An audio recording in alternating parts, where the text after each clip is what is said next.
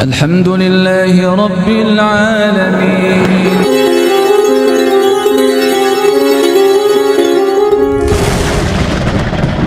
Kalau mengharap bertemu dengan Allah, faman kana yarju liqa'a rabbih falyamal amalan sholihan. Barang siapa yang mengharap pertemuan dengan Rabb-nya, gitu, maka dia memperbanyak amal soleh. Maksudnya adalah mengharap pertemuan dengan Allah itu adalah apabila kelak mati.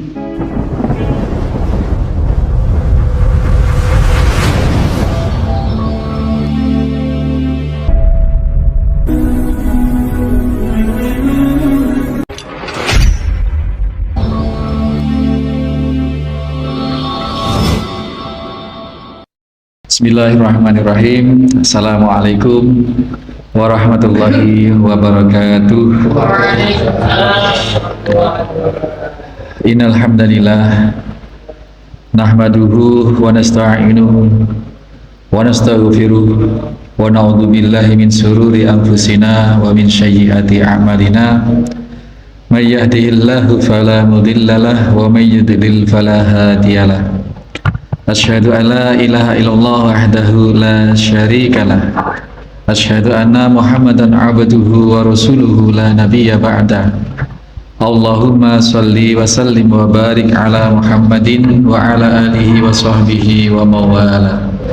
Bapak-bapak, ibu-ibu, jamaah Masjid Al-Muslimun Curah Jeru Panji rahimani wa rahimakumullah.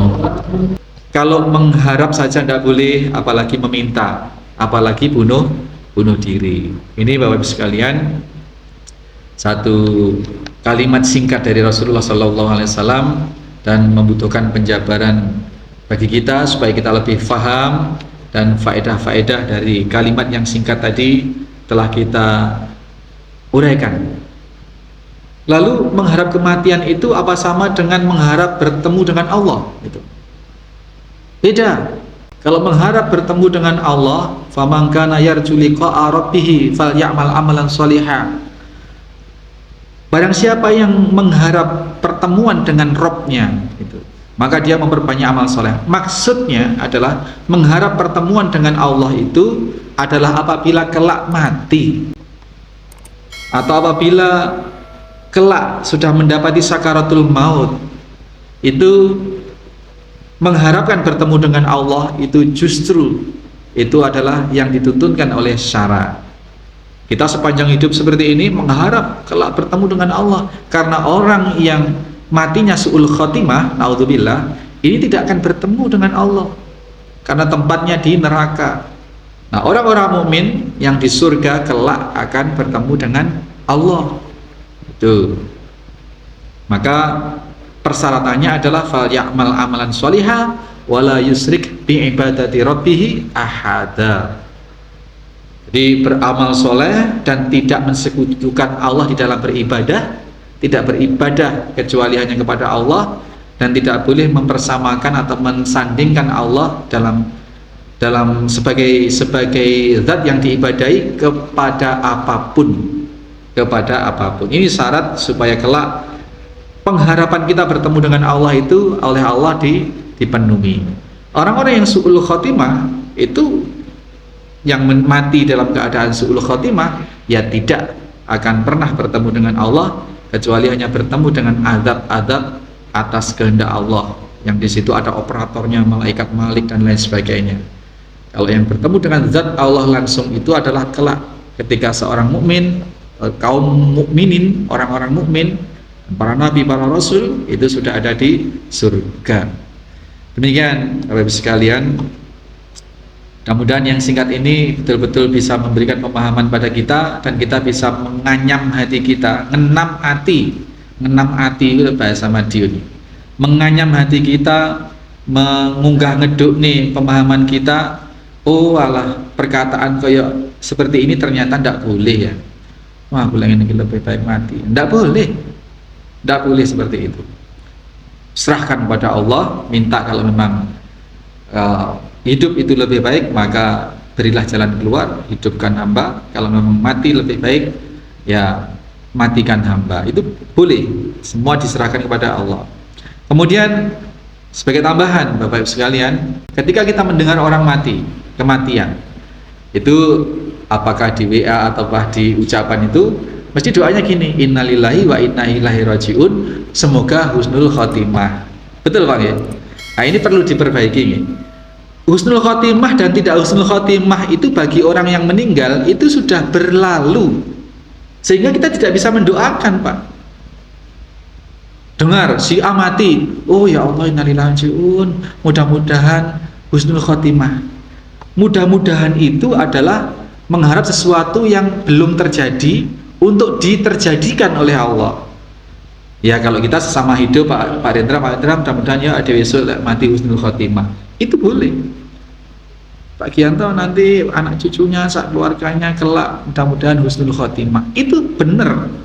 Tapi kalau sudah mati, ya itu doa yang sia-sia lah Pak. Kadang-kadang saya itu gimana itu, wong sudah kematiannya sudah tentu, apakah husnul khotimah atau su'ul khotimah itu sudah terjadi.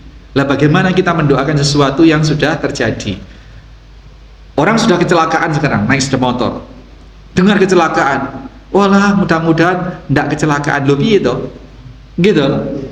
Itu jadi sama-sama mendoakan orang bertahniah, innalillah itu ya, doanya yang berguna dan berfaedah bagi diri kita dan bagi yang didoakan adalah Allah yarhamlah, mudah-mudahan Allah merahmati dia, atau Allah maghfirlahu kalau laki, Allah maghfirlaha kalau perempuan. Itu jelas kita mengharapkan sesuatu agar Allah menjadikan itu seperti yang kita doakan. Kalau yang sudah terjadi lho lapo ngono lho diomongnya arek-arek ku wangel Pak. Kok iso lho wis mati kok mbok dongane husnul khotimah, enggak husnul khotimah, wis kasep. Kasep. Ngono aja terus diulangi gitu. Kenapa kita harus patepak untuk doa ini Pak? Pertama, satu, ketika kita mendoakan Allah yarham atau Allah maghfirlahu warhamhu, syukur-syukur bisa sampai tutup, sampai Allah malatahrimna ajrahu wala taftina walahu. Semuanya itu adalah kalimat-kalimat dari Rasul. Kita mengikuti kesunahan, yang pertama dapat pahala, yang kedua kita mengharapkan kebaikan kepada orang yang tidak mendengar ketika kita doakan. Rasulullah menyatakan apabila seseorang mendoakan saudara seimannya tanpa sepengetahuan orang yang didoakan, maka di saat itu Allah mengutus para malaikat untuk mengaminkan doa itu untuk kabul kepada yang didoakan, dan diaminkan juga kabul untuk diri kita. Besar fadilahnya Pak. Sama-sama innalillahi wa inna ilaihi rajiun, mudah-mudahan husnul khotimah, timbang mudah-mudahan husnul khotimah semoga Allah merahmati dia. Itu kan lebih pas. Podo-podo mengeluarkan abab gitu. Podo-podo mengeluarkan suara melalui tuntunan syarak dengan kita ngarang sendiri, jauh fadilahnya jauh berbeda. Nah, kalau kita mau ekstrim lagi mengucapkan sesuatu yang sia-sia, dan kesia-siaan itu adalah teman setan, gimana ayo? Sudah tahu bahwa mendoakan husnul khotimah bagi orang yang sudah mati itu sia-sia. Lah perbuatan yang sia-sia yang sengaja dilakukan itu temannya setan, kemubadiran. Ayo gimana kalau sampai ke situ? Bahaya Pak.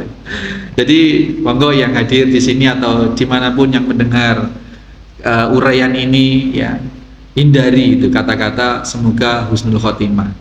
Kalau dengar orang yang masih di ICU itu baru Pak. Oh keluarganya ini sekarang di ICU, ya kita doakan mudah-mudahan Allah memberi yang terbaik, dan mudah-mudahan kalaupun Allah berkenan mengambil mudah-mudahan husnul khotimah. Itu yang betul, karena masih belum terjadi kematian itu. Lawis terjadi kok jadi didongake gitu lah, nyalah indah namanya. Demikian Bapak Ibu sekalian, ini hal-hal kecil tapi dampaknya itu luar biasa bagi kehidupan. Nggih Pak Indra. Saya pernah dengar ceramah dari seorang bahwasanya semua umat Nabi Muhammad itu semua akan masuk surga. Dan terus pertanyaannya ya, apakah yang meninggal dalam keadaan surga tapi mereka itu muslim, apakah dia itu masih punya hak untuk masuk surga? Ya. Jadi semua dosa orang mukmin, orang muslim itu rumusnya gini. Barang siapa yang menyatakan la ilaha illallah dakhalal jannah. Man qala la ilaha illallah dakhalal jannah. Barang siapa yang di akhir hayatnya baca la ilaha illallah maka dakhalal jannah. Ini kadang orang diterjemahkan tidak hanya di akhir hayatnya tapi selama hidupnya pernah mengucapkan la ilaha illallah dakhalal jannah. Tetapi bahwa Allah Subhanahu wa taala menganulir atau mengampuni semua dosa bagi orang yang sudah mati, ya. Meskipun dosa itu cara mengampuni Allah dengan disiksa di neraka. Jadi pengampunan dosa atau pembersihan dosa itu ada dua. Allah mengampuni ketika orang mati membawa dosa, itu cara membersihkannya dua. Seorang mukmin umat Rasulullah, Allah mengampuni, menghapus atau menganulir atau memaklumi dosa itu sehingga tidak dianggap dosa. Yang kedua, dibersihkan dengan di neraka itu, dan bisa bersih kemudian bisa masuk surga. Bahkan orang terakhir masuk surga diceritakan, ya ada kisahnya seorang yang sudah lama Jahanamiyun namanya. Jadi Jahanamiyun itu adalah alumni neraka Jahanam. Jadi di surga nanti itu ada penduduk yang kelompok masyarakat surga itu kelompok Jahanamiyun. Itu alumni neraka yang dientaskan dari neraka sudah masuk surga. Ada dosa yang tidak akan pernah diampuni meskipun dia dikala hidupnya menjadi mukmin, menjadi muslim, tetapi dia masih membawa kesyirikan, Pak Rendra. Jadi Allah mengampuni semua dosa-dosa seorang mukmin, seorang muslim, ya, yang tidak kafir. Kalau kafir nggak diampuni.